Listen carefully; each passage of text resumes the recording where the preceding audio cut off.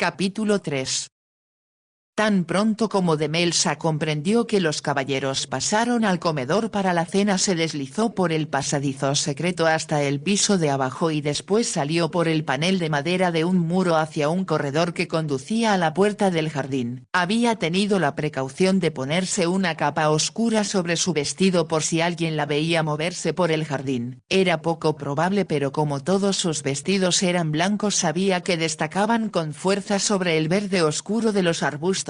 Natty, ¿qué hacía todos sus vestidos? Había descubierto que el material más barato que podía encontrar en las tiendas de Ascot o de Windsor era la muselina blanca. Había llevado el mismo tipo de vestidos en los últimos 5 años, faldas largas de cintura alta que descendían rectas, las cuales no solo favorecían a Demelsa, sino que, como era muy esbelta, le daban un aspecto etéreo que tenía una gracia indescriptible. Después que hubo cerrado tras ella la puerta que daba al jardín, asegurándose de que no quedaba echado el cerrojo, para poder entrar cuando volviera, se movió entre los arbustos en dirección a las caballerizas. Estaba segura de que a esas horas de la noche, los cuidadores, jockeys y mozos, después de haber atendido a los caballos para el descanso, debían haberse ido hacia el brezal que rodeaba la pista. Allí los puestos llenos de luces hacían muy buen negocio desde ese día, víspera de las carreras. Esperaba sin embargo, que Abbott se hubiera quedado en las caballerizas, sabiendo que ella aprovecharía la primera oportunidad que tuviera para ir a ver a los caballos del conde. A Abbott se le había advertido que ella estaba escondida y que de ninguna manera se debía mencionar su nombre a nadie, ni decir que vivía en la casa solariega. Podían confiar en Abbott, tanto como en Betsy y Jacobs. Demelsa estaba segura que en lo que a él se refería no habría ningún tipo de chismorreos como solían darse en otras casas. Llegó a las caballerizas, donde todo estaba muy callado. Entonces, al cruzar el patio de baldosas apareció Abbott con una linterna en la mano.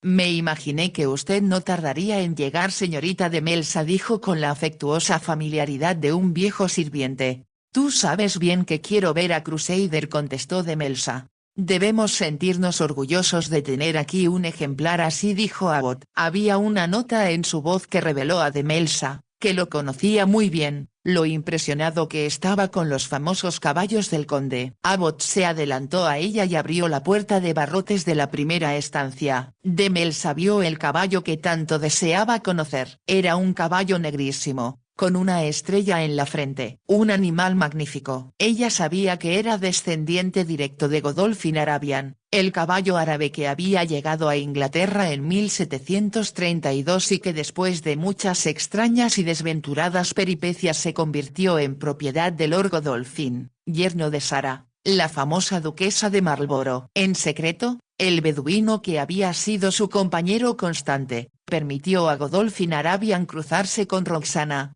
una gran yegua de cuyos potrillos descendían muchos de los más célebres puras sangres que había en las pistas de carreras inglesas. Demelsa acarició el arqueado cuello de Crusader y cuando el caballo frotó su hocico contra ella, pudo ver los poderosos músculos que ondeaban bajo su oscura y brillante pelambre. «Es maravilloso», dijo en tono de admiración. «Yo tenía idea de que usted lo iba a considerar así, señorita Demelsa», dijo Abbott, «y reconozco que nunca había visto un caballo mejor que este en todos los días de mi vida. Ganará la Copa de Oro». «Estoy segura de ello», exclamó Demelsa. Era difícil, después de ver la magnificencia de Crusader, apreciar los otros caballos del conde, aunque ella sabía que todos eran excepcionales. Cuando por fin llegaron a donde estaba Firebird, se sintió avergonzada al darse cuenta de todos los defectos que le veía. Le echó los brazos al cuello. «Podemos admirar a nuestros visitantes, Firebird», le dijo con voz suave, «pero a ti te queremos. Tú eres nuestro y eres parte de la familia». «Es cierto», dijo Abbott, «y escuche bien mis palabras, señorita Demelsa. Jem hará que Firebird llegue en primer lugar el sábado». «Estoy segura de que así será», contestó Demelsa. «Y tal vez el conde vea a Jem ganar y le ofrezca que monte uno de sus caballos». «Puede estar segura de que Jem está soñando con eso, señorita», dijo Abbott con una sonrisa. «¿Hay algún caballo de importancia en la carrera en que inscribieron a Firebird?», preguntó Demelsa. Abbott se rascó la cabeza. Un caballo llamado Bard podría ser un peligro, señorita, pero se está poniendo viejo y yo no le tengo mucha fe al jockey que lo monta. Demelza abrazó a Firebird de nuevo.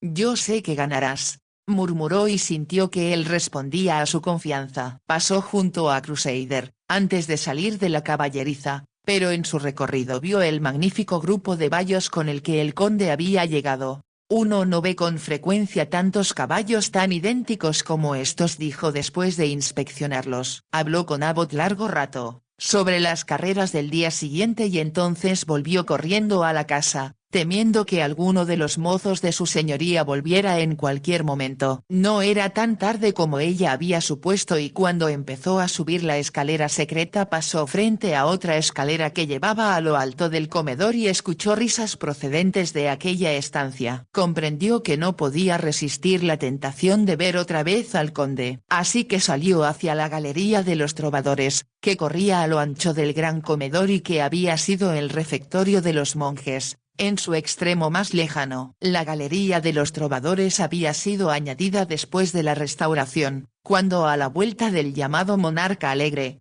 Carlos II, todos querían bailar y divertirse. Había sido tallada muy laboriosamente por los grandes artesanos de la época y habría sido imposible que nadie desde el comedor de abajo pudiera percatarse de su presencia. Mirando a través de la celosía, Demelza vio que al ser el conde el anfitrión del grupo, se encontraba sentado en la cabecera de la mesa, en la silla que siempre había ocupado su padre. El alto respaldo tapizado en terciopelo, parecía un fondo adecuado para el hombre que la ocupaba ahora. Nunca se había imaginado ella que un caballero pudiera verse tan magnífico, ni tan elegante, en un traje de etiqueta. Ella siempre había admirado a su padre, cuando éste se vestía para las ocasiones formales, pero el conde se distinguía, estaba segura, hasta en un banquete real en el castillo de Windsor. Cuando ella bajó la mirada hacia él, el conde estaba riéndose, lo que le hacía parecer más joven y dulcificaba la dureza de sus facciones. Los sirvientes se habían retirado y los caballeros estaban conversando mientras bebían un oporto. Algunos de ellos se entretenían pelando nueces,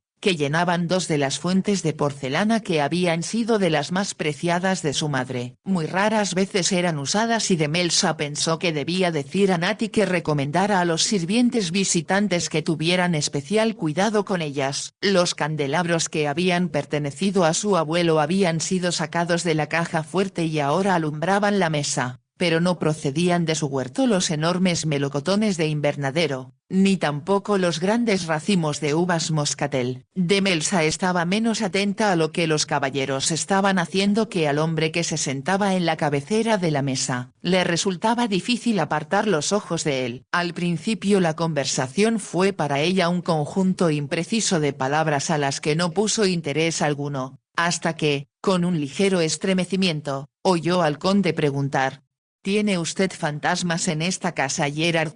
Docenas de ellos, contestó su hermano. Pero personalmente no he visto ninguno. ¿Qué tipo de fantasmas son?, insistió el conde. Hay un monje que se supone que se ahorcó para expiar sus pecados, contestó Gerard. Un niño que fue quemado en la hoguera con sus padres durante la Inquisición de la Reina María. Y está, desde luego, la Dama Blanca. ¿La Dama Blanca?, preguntó el conde con voz aguda. Ella es, sin duda alguna, de acuerdo con la leyenda y la superstición local, nuestro fantasma más famoso, dijo Gerard con una sonrisa. Cuéntenos su historia. Gerard relató la historia de la Dama Blanca que buscaba a su amante desaparecido. Demelza, al ver la atención con que el conde escuchaba el relato, se sintió segura de que él la había visto en la galería, lo que explicaba su interés. Se preguntó si admitiría que había visto al fantasma, pero cuando Gerard terminó el relato, el conde preguntó: ¿Para quienes ven a la Dama Blanca, eso es augurio de buena o de mala suerte? Significa, interrumpió Lord Ramshill antes de que Gerard pudiera contestar, que quienes la ven buscarán siempre el amor, sin encontrarlo nunca. Se echó a reír. Eso es algo que a ti no te pasará nunca, Valiant. Te haría bien ser el cazador alguna vez para variar, en lugar de ser siempre el perseguido, comentó el honorable Ralph Mear. Una esperanza tan improbable, como la de que Crusader no gane la Copa de Oro, comentó Lord Ramshill. Supongo que todos han apostado por él, comentó Lord Ramshill. Por supuesto, dijo Lord Chirn, a pesar de que los números no nos favorecen mucho. El problema es Valiant, que los tomadores de apuestas tienen mucho miedo de tus éxitos y no desean apostar contra tu caballo. Al mirar alrededor de la mesa, de Melsa notó que Sir Francis casi no había hablado. Tenía el hábito de adelantar el labio inferior, lo que le daba una expresión entre siniestra y sardónica. No me gusta ese hombre, pensó de nuevo. Hay algo en él que me resulta desagradable. Lo comparó con los otros amigos del conde, que parecían tipos decentes, de espíritu deportivo, similares a los amigos de su padre, y le pareció que hacía un gran contraste con ellos. Estaba segura de que Gerard no resultaría perjudicado de tener amigos como ellos, excepto tal vez de su amistad con Sir Francis. De Melsa no comprendía por qué le había tomado tanta antipatía, pero, tal vez por pasar tanto tiempo sola, era muy perceptiva respecto a la gente. Estoy segura, se dijo a sí misma, de que aunque Sir Francis pretenda ser su amigo, está celoso del conde. No hay calor humano alguno en él. Entonces se dijo que ya era hora de subir a acostarse y comprendió que tan pronto como los sirvientes se sentaran a cenar, Natty le subiría a ella algo de comer. Con una última mirada al conde, pensando de nuevo en lo autoritario e impresionante que era, se deslizó por el panel y encontró su camino, con la seguridad de quien se mueve por lugares que le son familiares, hacia la parte superior de la casa. Natty ya estaba esperándola cuando de Melsa llegó. ¿Dónde ha estado usted, señorita de Melsa?, le preguntó en el tono severo que asumía siempre que se hallaba asustada. Fui a ver los caballos, Natty, y Crusader es maravilloso. El caballo más magnífico que hayas visto jamás. No debía usted andar por ahí, cuando sabe muy bien lo que el señorito Gerard ha dicho. No había ningún peligro, contestó de Melsa. Solo estaba Abbott en las caballerizas. Todos se habían ido y yo sabía que los caballeros estaban cenando. Cuando ellos están en la casa, debe quedarse aquí en este cuarto, dijo Natty con firmeza.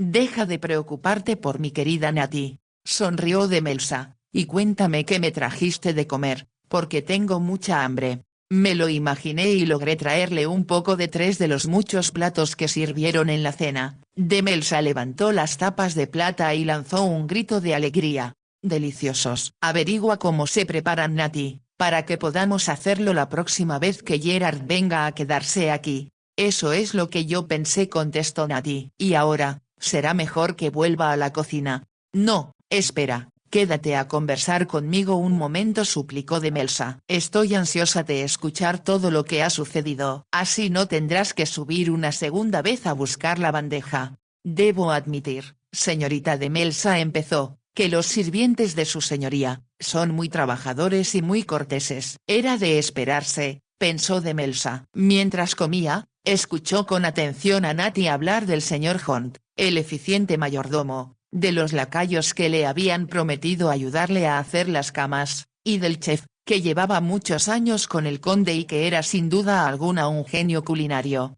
Hay un solo hombre que no me gusta, continuó diciendo Natty, y es un tal señor Ayes, ayudante del despensero. ¿El despensero tiene ayudante? Según tengo entendido, el despensero mayor, el señor Dean, ha estado en la casa desde los tiempos del padre del conde. Pero su ayudante es nuevo en el servicio. El señor Dean no vino porque le afecta el calor. Sin embargo, este señor Ayes tiene algo que no me acaba de gustar, aunque no sé decir qué. En realidad, es bastante cortés. De Melsa pensó con una sonrisa que Natty tenía el mismo tipo de sensación respecto al ayudante del mayordomo que el que ella tenía respecto a Sir Francis Wigdon. Nos convertiremos en un par de brujas si seguimos así, pensó de Melsa para sí, aunque en voz alta dijo.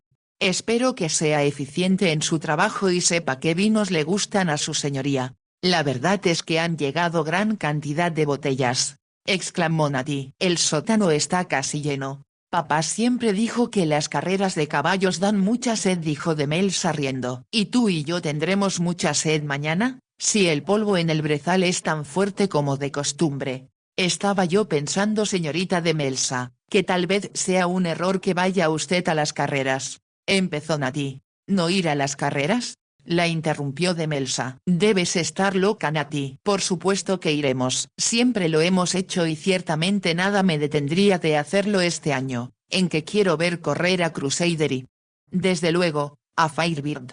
Es correr un riesgo, murmuró Nati. ¿Cómo es posible?, preguntó Demelsa. Nosotros estaremos en la pista. Todos los caballeros que están en la casa estarán dentro del palco real con su majestad. Eso era verdad, sin duda alguna, de modo que Nati no pudo decir nada. Tan pronto como los caballeros salgan de casa y los lacayos hayan terminado de ayudarte a hacer las camas, nos dirigiremos a las caballerizas, dijo Demelsa. Su voz estaba llena de excitación cuando continuó diciendo: Abbott nos ha prometido llevarnos en el calesín y lo dejará bastante alejado de los puestos. Entre la multitud nadie se fijará en nosotros. Supongo que tiene razón, admitió Nati casi a pesar suyo. Le subiré un vestido limpio por la mañana. Y ahora, se acuesta inmediatamente. Es lo que pienso hacer, contestó Demelsa. Quiero soñar con Crusader. Caballos, caballos. ¿No piensa usted en otra cosa?, dijo Nati. A su edad ya era hora de que tuviera otra cosa con que soñar. Demelsa no contestó. Había oído esas palabras de boca de Nati muchas veces. Sabía que su vieja niñera lamentaba profundamente el hecho de que no pudieran recibir en la casa, ni agasajar a lo que ella consideraba el tipo correcto de gente. Era imposible para ella, que vivía sola en Langston Manor, sin una persona mayor de respeto a su lado, conocer chicas de su edad o asistir a los bailes que de vez en cuando se celebraban en los alrededores. La mayor parte de las casas grandes, era cierto, se llenaban solo durante la semana de las carreras, o cuando había algún acontecimiento importante en el castillo de Windsor. Aún así,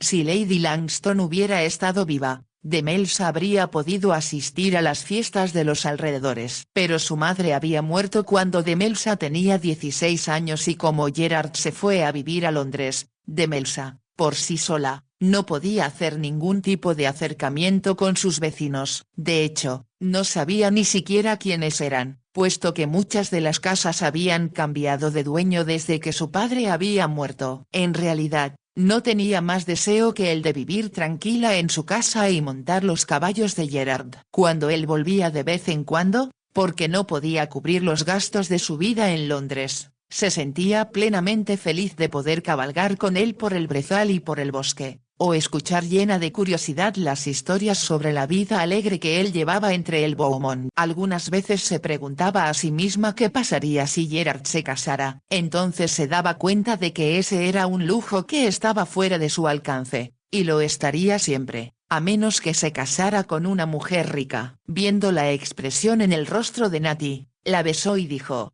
«Deja de preocuparte, Nati. Soy feliz. Tú sabes bien lo feliz que soy. No es una forma natural de vivir».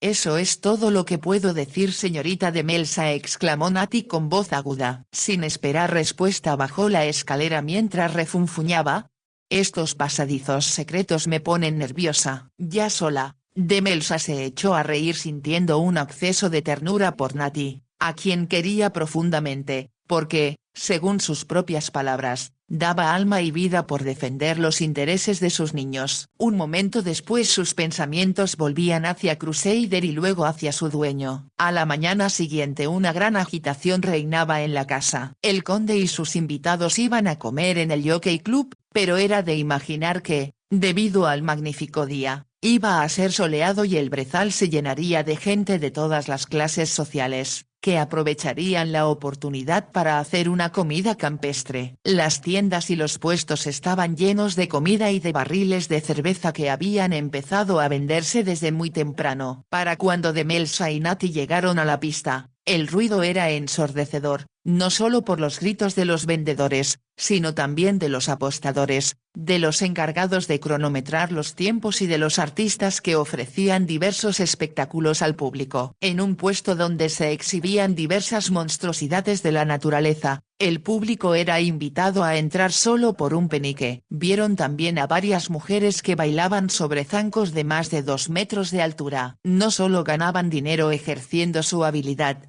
sino que también, pensó Demelsa, tenían la ventaja de poder ver las carreras por encima de la cabeza de todos los demás. Estaba interesada, sobre todo, en ver el nuevo palco real y la llegada de sus ocupantes. El más importante de ellos, desde luego, era el propio rey. La construcción de esta tribuna había sido iniciada en mayo y apenas había sido terminada la semana anterior, justo a tiempo para las carreras. El rey había empleado como arquitecto al famoso John Nash, que era el responsable de las mejoras que se habían hecho en el Palacio de Buckingham, del nuevo trazo de la calle Regent y de las llamadas terrazas Nash en el Parque Regent. El palco real, erigido frente al poste de la meta, fue construido imitando un pórtico griego, con pilastras sosteniendo el techo. Tenía 2 pisos, de los cuales el superior era usado solo por el rey. Durante su construcción de Melsa lo había visitado y sabía que estaba dividido en 2 salones adornados con cortinas de muselina blanca. A ambos lados del palco real había otras 9 tribunas,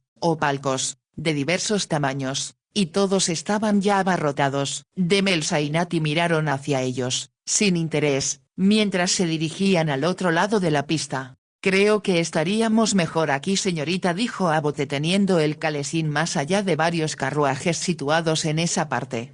«Yo también creo que estamos bien aquí», dijo Natty antes de que de Melsa pudiera contestar. «Si nos vamos al otro lado, no podremos volver aquí con suficiente celeridad y es importante que nos marchemos antes de la última carrera». De Melsa sabía que Natty estaba preocupada por llegar a la casa antes de que el conde y su grupo lo hiciera. Así que aceptó quedarse donde estaban, aunque sabía que tal vez no pudiera ver el momento en que partían los caballos, cosa que siempre le había gustado. Apenas habían ocupado su lugar cuando escucharon vítores al otro lado de la pista, lo que les hizo comprender que el rey había llegado. Abbott había oído, a principios de semana, que su majestad tal vez no asistiera a las carreras porque parecía estar sufriendo de un grave y peligroso ataque de gota. Sin embargo, no cabía duda de que estaba llegando, aunque no recorría la pista antes de ocupar su lugar, como su padre había hecho siempre. Él acostumbraba a llegar por la parte posterior, a través de los puestos que rodeaban la pista. De Melsa pudo oír los vítores que fueron incrementándose hasta su llegada al palco. Entonces el rey apareció en la ventana y los caballeros que había en la sección de abajo levantaron todos sus sombreros, a modo de saludo. El rey permaneció un momento correspondiendo a los vítores y aplausos y de Melsa pudo ver que iba vestido con el uniforme de Windsor sobre el que destacaba una sola estrella de brillantes en el pecho. De Melsa se preguntó si el conde estaría con él. Natty, que siempre había mostrado un intenso interés en la gente que rodeaba al rey, reconoció al duque de York y al duque de Wellington.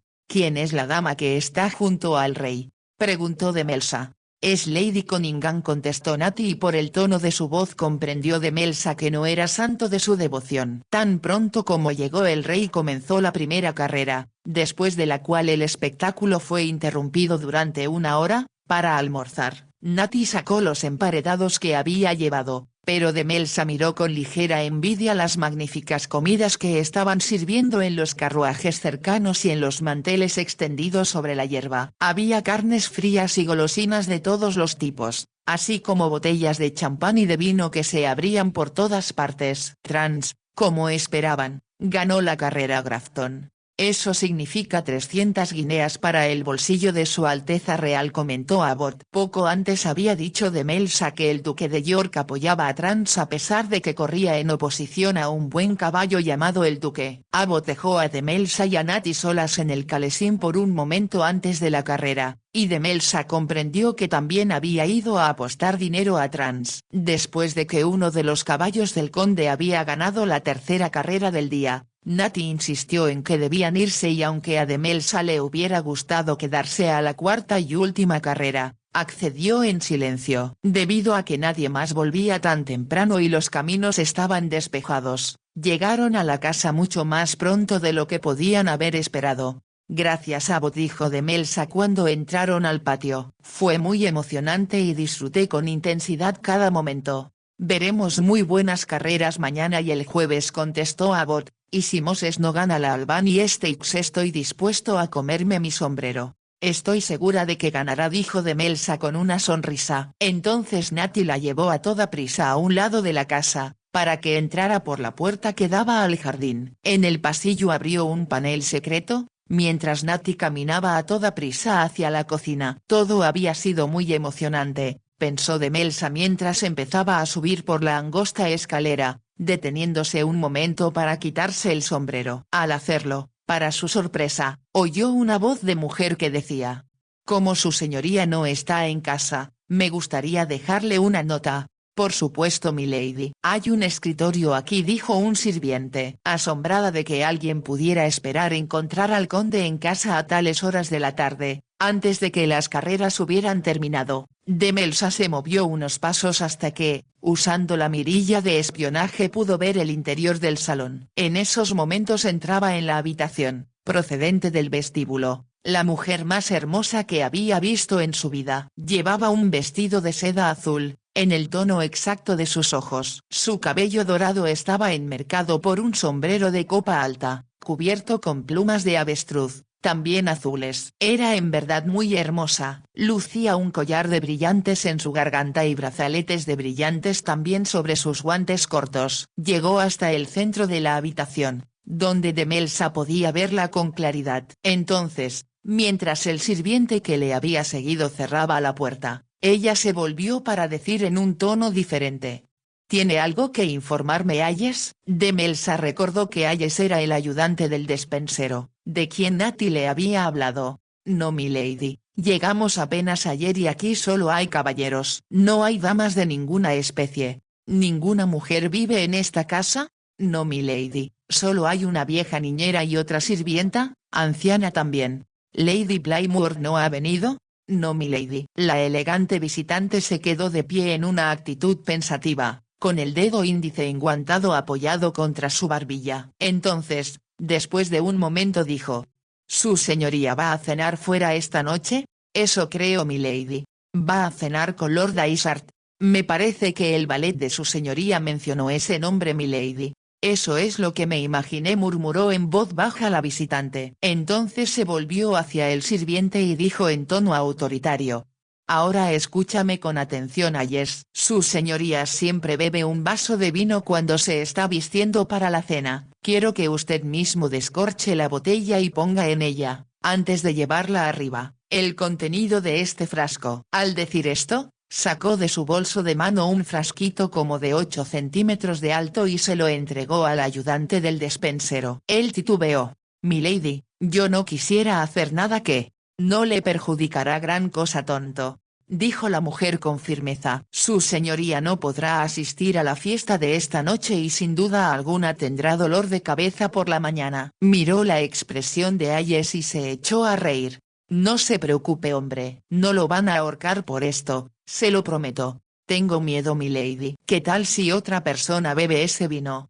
«Si eso sucede, usted me responderá de ello», contestó la mujer con brusquedad. «Yo lo puse en este puesto y le he pagado bien. Puede esperar una recompensa adicional si hace bien lo que le ordenó». «Gracias milady. Me gusta mucho este puesto y no me gustaría dejarlo». «Usted lo dejará cuando a mí me convenga». «Ahora, ¿ha entendido con exactitud lo que tiene que hacer?». «Sí milady. Así que cumpla mis órdenes».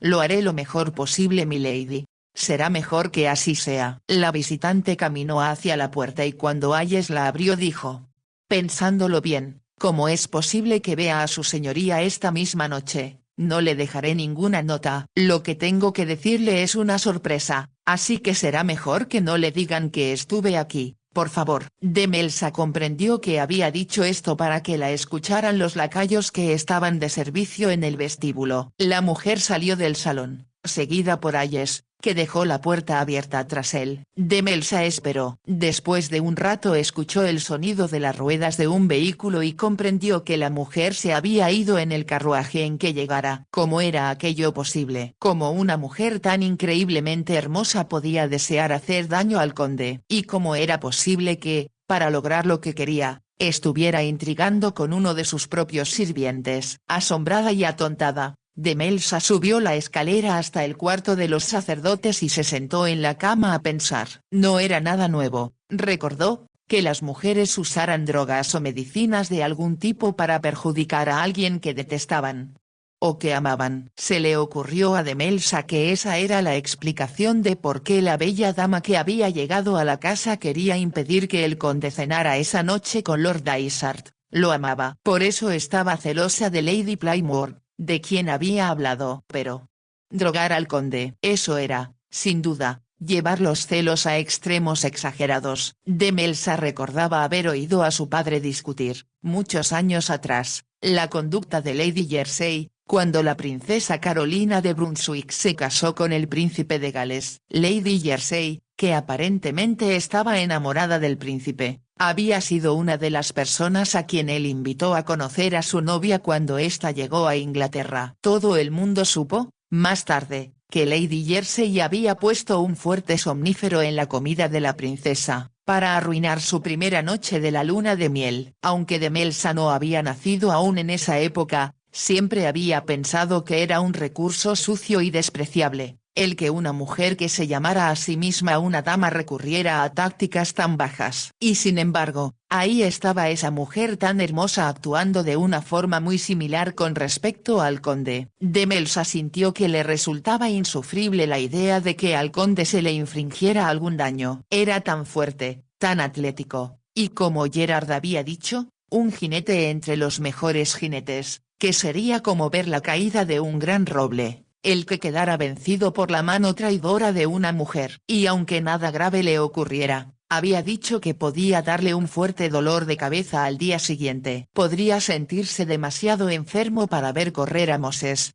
O, incluso a su propio caballo inscrito para otra carrera. No debe suceder, se dijo Demelsa a sí misma con decisión. Debo impedirlo. Debo hacerlo. Su primer pensamiento fue decírselo a Gerard, pero esto plantearía varias dificultades. Primera, el dormitorio de Gerard era una de las pocas habitaciones de la casa que no tenían una entrada secreta. Esto se debía a que uno de los anteriores dueños de la casa había quitado los paneles de madera de roble y había recubierto los muros con un atractivo papel de arroz que había traído de China. No puedo decírselo a Gerard, decidió Demelsa. Se quedó sentada un largo rato, pensando, y por fin tomó una decisión. El conde volvió de las carreras de muy buen humor. Había disfrutado de una excelente comida en el Jockey Club, con otro miembro del propio club, y el rey le había confiado la tarea de hacer las apuestas en su nombre. Esto había dado por resultado que entregara a su majestad una considerable cantidad de dinero al terminar el día, mientras que el conde mismo había apostado a 3 de los 4 ganadores de la tarde, y eso era un buen porcentaje. Esperaba con entusiasmo la cena de esa noche, en la que volvería a ver a Charis Playmore. Se habían visto en el palco real y ella se le había insinuado de forma muy clara. Era muy hermosa y sus verdes ojos rasgados le intrigaban, al igual que la sonrisa de esfinge que curvaba sus labios rojos. Se había dado cuenta, mientras hablaban, de que era observado por Seidel y comprendió que solo la presencia del rey había evitado que le hiciera una escena.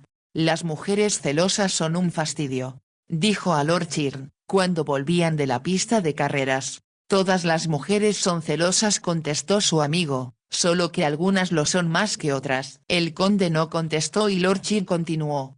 Ten cuidado con Seidel Blackford. Se rumorea que practica la magia negra y que dice encantamientos sobre un gallo muerto. O lo que hacen las brujas como ella. El conde se echó a reír. Eso tal vez fue posible en la Edad Media, pero no creo que ninguna mujer recurra a cosas así en esta época. Lord Chirn sonrió. No se molestó en decirle que él mismo había tenido un breve, pero apasionado idilio con Lady Seidel y que sabía que era capaz de todo para obtener sus propios fines. Pensó, como tantos otros amigos del conde habían pensado antes, que era una pena que él no pudiera sentar cabeza y tener una familia normal. La mayor parte de los hombres deseaban un heredero y el conde tenía tantas posesiones que parecía un crimen contra la naturaleza que no tuviera un hijo que las heredara. Cuando llegaron a casa encontraron champán y emparedados en el salón, pero el conde ya había bebido suficiente en el palco real. Después de hablar con sus amigos un momento subió a vestirse. Sabía que su valet,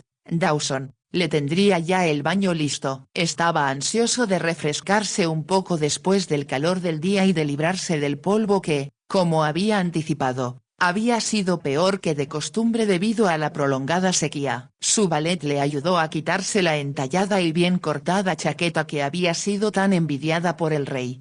«No entiendo por qué Weston corta tan bien para ti y tan mal para mí», había gruñido el rey. La verdadera respuesta era, como el conde sabía muy bien, que el rey había engordado tremendamente en los últimos años y era imposible para un sastre darle la figura elegante que él ansiaba. Pero en cambio dijo: «Pues a mí me parece que ese uniforme le sienta admirablemente, señor». Su Majestad había sonreído lleno de satisfacción. «Fue un buen día de carreras, Dawson», comentó ahora el conde, mientras se desataba la corbata. «Excelente, milord». El conde arrojó sobre el tocador la corbata descartada y al hacerlo vio una nota colocada entre sus cepillos con base de oro. Estaba dirigida a él y marcada urgente, en una letra que nunca había visto antes. «¿Quién dejó esa nota, Dawson?», preguntó. El valet se volvió para mirar el papel que el conde tenía en la mano. «No tengo idea, milord, no la había visto antes.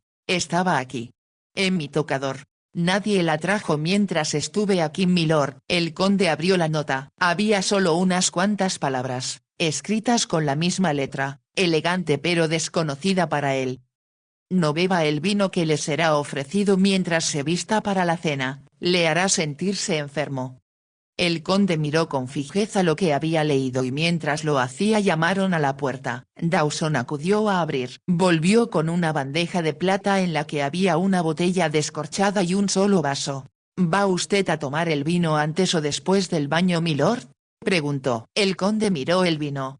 «Quiero hablar con John», dijo. «Antes de que suba, pídale que averigüe quién vino hoy y quién me dejó una nota». Dawson pareció sorprendido, pero, después de dejar la bandeja de plata sobre una mesa, salió obediente de la habitación. El conde tomó la botella y olfateó el vino. No parecía haber nada extraño en él. Tal vez, pensó, la nota era una broma, una mala pasada de uno de sus amigos. Pero estaba seguro de que la letra no se parecía a la de ninguno de los que estaban con él en la casa. Estaba casi seguro de que la nota había sido escrita por una mujer. Mientras pensaba esto, se dio cuenta de una sutil fragancia que ya había notado antes. Se llevó la nota a la nariz y descubrió que olía muy suavemente a alguna flor cuya identidad no lograba fijar. Se le ocurrió entonces que había percibido ese mismo perfume en su dormitorio y en otras partes de la casa. Había pensado que provenía de las fuentes y jarrones de flores que adornaban las habitaciones, pero solo había rosas aquí en su dormitorio y la fragancia que estaba impregnada en la nota no era de rosas. Le resultaba bastante intrigante y sintió que, de algún modo, era parte del misterio que flotaba en toda la casa. Llamaron a la puerta y apareció el mayordomo. «¿Me llamaba usted, milord? Quiero saber quién vino hoy y quién dejó una nota para mí». «Acabo de saber, milord, que Lady Sydel Blackford vino esta tarde, pero, por solicitud de ella misma su visita no me fue comunicada hasta que hice averiguaciones hace un momento». «Lady Sydel Blackford. ¿Y dejó una nota para mí?». «No, milord», dijo de forma expresa que no dejaría una nota porque sorprendería a su señoría esta noche y no quería arruinar la sorpresa. «Me parece extraordinario que su visita no le haya sido comunicada a usted, Hunt. Fue franca incompetencia, milord, y ya he llamado la atención a Ayes, el ayudante del despensero».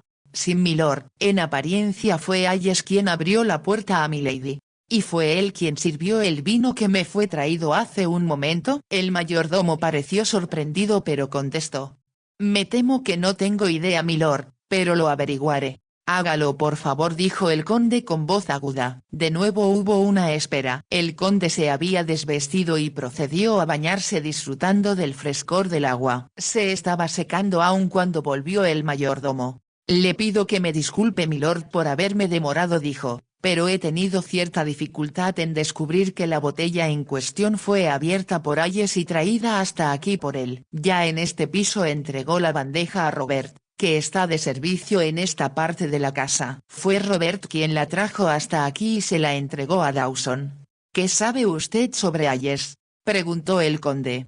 «Llegó a pedir trabajo con excelentes referencias, milord. Fue cuando su señoría decidió que con tantas fiestas en la temporada, el trabajo era excesivo para Dean. ¿Qué referencias le presentó? 2000 una del duque de Newcastle, que era excelente, y la segunda de Lady Sydel Blackford. La expresión del rostro del conde fue la de un cazador que por fin logra poner en la mira de su rifle al venado que ha estado siguiendo. Lady Sydel Blackford, exclamó, y fue ella quien habló con Hayes esta tarde. Mándeme aquí a ese hombre en 5 minutos. No fue difícil para el conde conseguir de Hayes toda la información que necesitaba. Entonces mandó buscar al mayordomo y le dijo que despidiera al ayudante del despensero inmediatamente, sin darle referencias. Con el mismo aspecto, dentro de su traje de noche, que de Melsa había admirado tanto la noche anterior, el conde partió en su carruaje hacia la casa de Lord Dysart, con un sentimiento de triunfo. Había descubierto al culpable y tendría buen cuidado, en el futuro, de que ninguna persona recomendada por Sydel Blackford cruzara el umbral de ninguna casa de su propiedad. ¿Quién había escrito la nota de advertencia? ¿Quién la había puesto sobre su tocador? ¿Y quién usaba ese tentador perfume de flor que él no podía identificar? Se encontró dando vueltas a estas 3 preguntas en su mente toda la noche. De alguna manera, como consecuencia de ello, encontró que la expresión enigmática de los ojos oblicuos de Charis Plymouth era menos misteriosa e intrigante de lo que esperaba.